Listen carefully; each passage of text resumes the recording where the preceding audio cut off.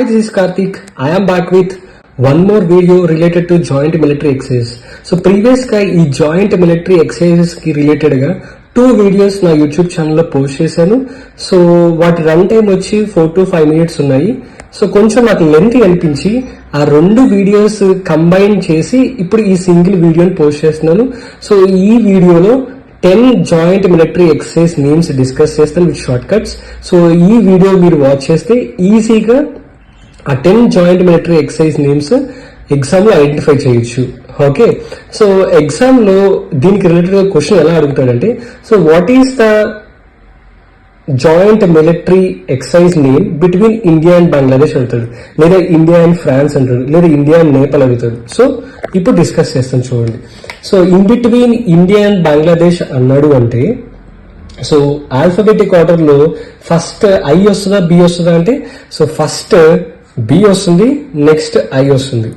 Okay, in case of India and Bangladesh. In case of India and France అని అడిగితే, so first alphabetic order F, next I. India Nepal అయితే first I, next N. In case of India and Thailand అయితే first I, next T. Okay, in case of India and Kazakhstan అయితే first I alphabetic order లో, next K. So additional గా ఇక్కడ N తీసుకుంటా short cut కి. Okay, next in case of India and Singapore అయితే first alphabetic order I వస్తుంది, next SS వస్తుంది. In case of India and Myanmar అడిగితే first I, next M.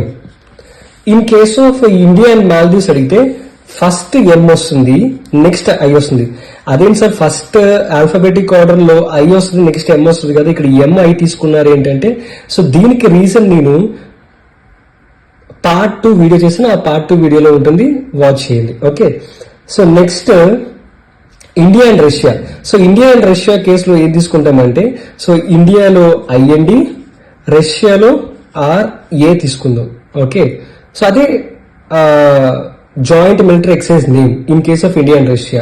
Okay, so in case of India and Indonesia అయితే short cut ఐఎన్డిఓ.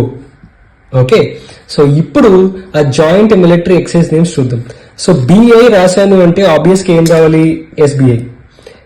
F i తీసుకున్నాను అంటే ఏం రావాలి, SFI. IN తీసుకున్నాను అంటే ఏం రావాలి, స్కిన్, ఎస్కేఎన్. ఐటి తీసుకున్నానంటే ఏం రావాలి, ఎంఐటి. ఐఎన్కే తీసుకున్నానంటే ఏం రావాలి, పింక్. ఐఎస్ తీసుకున్నానంటే ఏం రావాలి ఇక్కడ, ఎస్, సిస్. ఓకే, ఐఎం తీసుకున్నాను అంటే ఏం రావాలి, ఐఐఎం. ఎంఐ తీసుకున్నానంటే ఏం రావాలి, ఈఎంఐ.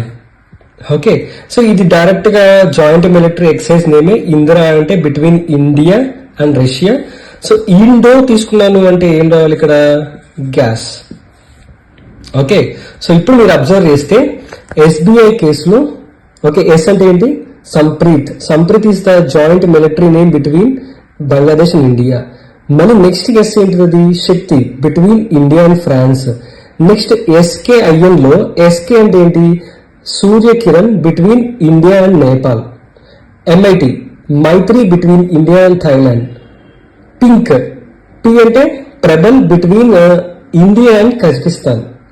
నెక్స్ట్ సిస్, ఎస్ఐ అంటే నేను సింబెక్స్, ఐ అంటే ఇండియా, ఎస్ అంటే Singapore. Next IIM, IMBEX, India, Myanmar.